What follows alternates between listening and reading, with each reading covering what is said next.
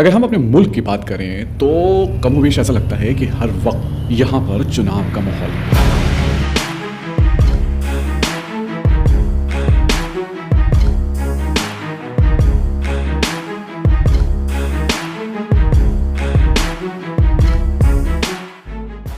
जी हाँ, आप देखिए ना, 2024 में लोकसभा के इलेक्शंस हुए और उसी साल यानी कि इसी साल कई स्टेट्स में भी राज्य विधानसभा के चुनाव हुए। लोगों को ये लगता है कि अभी तो पिछले चुनावों की इंक भी उंगली से साफ नहीं हुई थी और फिर से चुनाव आ गए। जी हाँ, एक मेला सा है। शायद ही कोई साल ऐसा गुजरता होगा जब हमारे देश में किसी न किसी राज्य में चुनाव न होता हो। आप सोच रहे हैं कि आखिर मुझे क्या परेशानी है चुनाव से? साहब, मुझे कोई परेशानी नहीं है इन चुनाव, लेकिन हाल ही में एक बहस चली है कि एक राष्ट्र एक चुनाव यानी कि वन नेशन वन इलेक्शन यानी कि साइमल्टेनियस इलेक्शन होने चाहिए। अब ये किस बला का नाम है? तो आज टेक टॉक्स में हम लेकर आए हैं वन नेशन वन इलेक्शन क्या है। जी हाँ, इसको साइमल्टेनियस इलेक्शन भी कहा जाता है। हम अपने इस एपिसोड में ये जानेंगे कि वन नेशन वन इलेक्शन होता क्या है, इसकी ऐतिहासिक पृष्ठभूमि क्या है, क्या हिस्टोरिकल पर्सपेक्टिव है, वन नेशन वन इलेक्शन को लेकर आज की केंद्र सरकार ने क्या सोचा है और वो क्या कर रही है, अभी तक वन नेशन वन इलेक्शन को लेकर क्या क्या कारगुजारियां हो चुकी हैं, इन सभी को हम अपने इस प्रोग्राम में बताने की कोशिश करेंगे।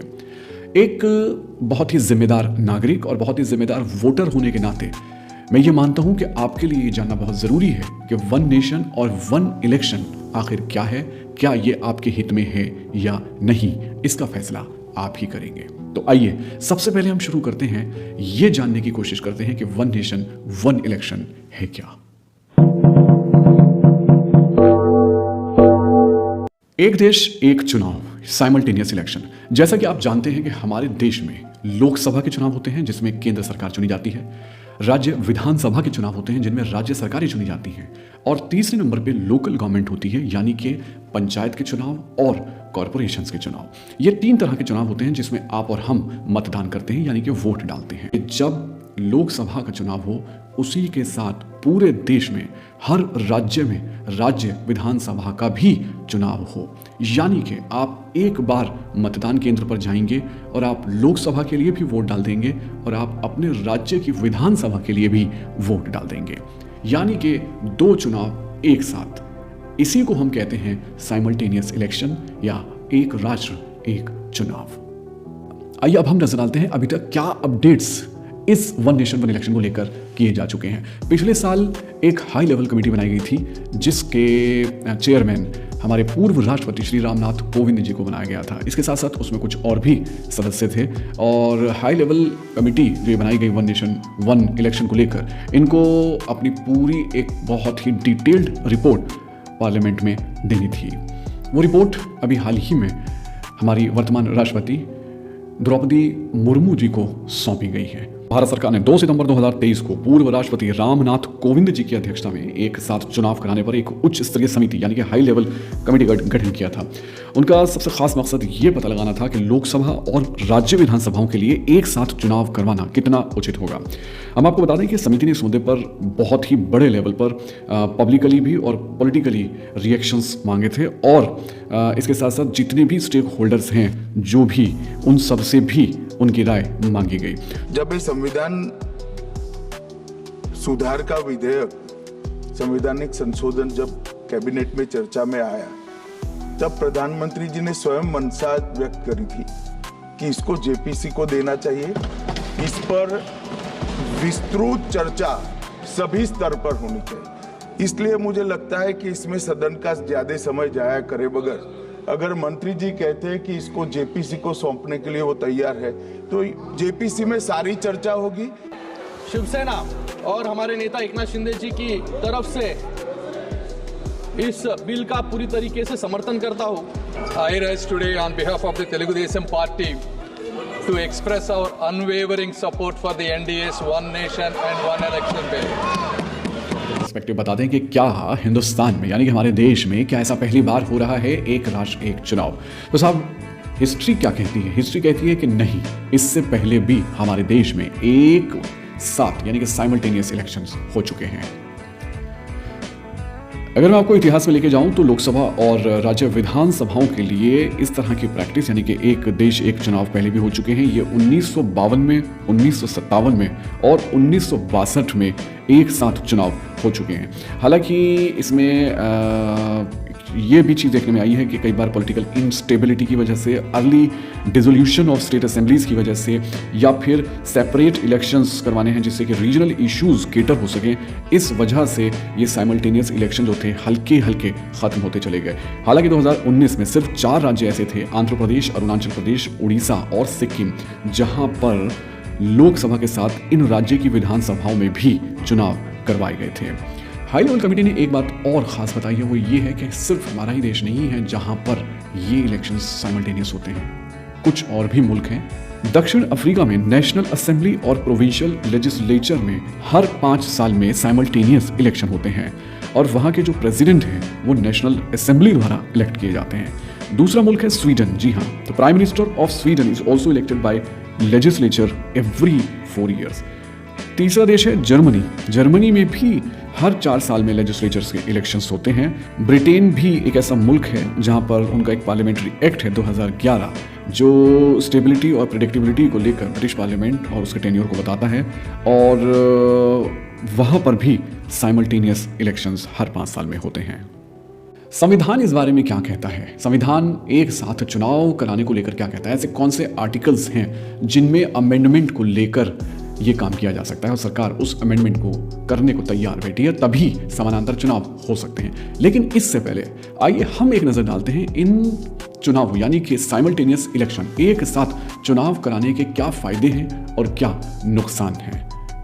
अगर हम सबसे पहले बात करें समानांतर चुनावों के पक्ष में क्या तर्क हैं, तो सबसे बड़ा जो तर्क बताया जा रहा है वो ये है कि इससे खर्चे में कमी आएगी, यानी कि अलग अलग चुनावों में केंद्र और राज्य सरकारों को भारी खर्च करना पड़ता है। समानांतर चुनावों से एक ही मतदाता सूची का उपयोग होगा और सुरक्षा बलों और कर्मचारियों की सेवाओं की जरूरत भी सिर्फ एक बार ही होगी। दूसरा वो बात कहते हैं कि राष्ट्रीय सुरक्षा एक बहुत ही बड़ा मुद्दा है। हर बार चुनाव करवाने के लिए सुरक्षा बल और पुलिस सुरक्षा बल बहुत भारी तादाद में तैनात की जाती है और काफी लंबे समय तक बार बार चुनाव होने की वजह से इनको यहाँ पर डिप्यूट किया जाता है, जिससे कानून व्यवस्था और राष्ट्रीय सुरक्षा भी प्रभावित होती है। विकास के कार्यों पर भी असर पड़ता है, यानी कि डेवलपमेंट वर्क जो है वो रुक जाता है। उसका रीजन ये है कि जब भी इलेक्शन होना होता है तो वहां पर आदर्श आचार संहिता लग जाती है, जिससे कोई भी नया काम नहीं हो पाता और विकास के जो काम हैं वो भी हल्के पड़ जाते हैं। चौथी बात यह है कि चुनावी खर्च में भी कमी आएगी। अगर हम चुनावी खर्च की बात करें तो पॉलिटिकल पार्टीज का जो खर्च होता है उसमें भी कमी आएगी और बहुत ही आसानी से चुनावी फंड पर निगरानी रखी जा सकती है। क्षेत्रवाद में कमी आएगी, यानी कि जब साइमल्टेनियस इलेक्शन होगा तो उसमें नेशनल इश्यूज जो हैं वो प्रायोरिटीज पे रहेंगे और रीजनल या जातीय या सांप्रदायिक मुद्दों की जो भूमिका है वो कम रहेगी। लेकिन मतदाता जो है कई बार थकान की वजह से भी मतदान केंद्र पर नहीं आते। आइए विपक्ष को भी सुन लें, वो क्यों तैयार नहीं है साइमल्टेनियस इलेक्शन के लिए। There is absolutely no way under the Indian constitutional scheme where the states are separate constituents and equal constituents, the term of the state legislatures can be made subject to the term of the national legislature. This bill violates the right to democratic self-government, which is part of Article 1419. And if a legislative assembly is dissolved, sir, and midterm elections are conducted, the tenure of that assembly will not be for 5 years, sir. This in itself is a violation of parliamentary democracy, which envisages a tenured legislature. This is completely against federalism and the Constitution of India. The centre and the states have their own tenures and terms. So I think to mix the two is not fair. आप एक नजर डालते हैं कि आखिर किन articles में amendment किया जा रहा है और वो अमेंडमेंट क्या है। समानांतर चुनाव लागू करने के लिए संविधान में कम से कम 5 अनुच्छेदों में संशोधन किया जा रहा है। अनुच्छेद 83(2) और अनुच्छेद 85(2) इसमें लोकसभा की अवधि और उसको भंग करने से संबंधित है। हम आपको बताना चाहेंगे कि साइमल्टेनियस इलेक्शन में ये जिन 2 आर्टिकल्स की बात की गई है, इसका मतलब क्या है? इसका मतलब ये है कि 5 साल के लिए एक लोकसभा चुन ली जाती है, लेकिन मान लीजिए कि अगर 3 साल के बाद या 4 साल के बाद लोकसभा को किसी वजह से भंग करना पड़ता है तो जो उसका बचा हुआ टेन्योर है केवल उसी टेन्योर के लिए अगली लोकसभा चुनी जाएगी। ये संशोधन है। अभी तक क्या है कानून कि जब पहले ही कोई लोकसभा भंग हो जाती है तो जब दोबारा चुनाव करवाए जाते हैं तो वो फिर 5 साल के लिए वो सरकार चुनी जाती है।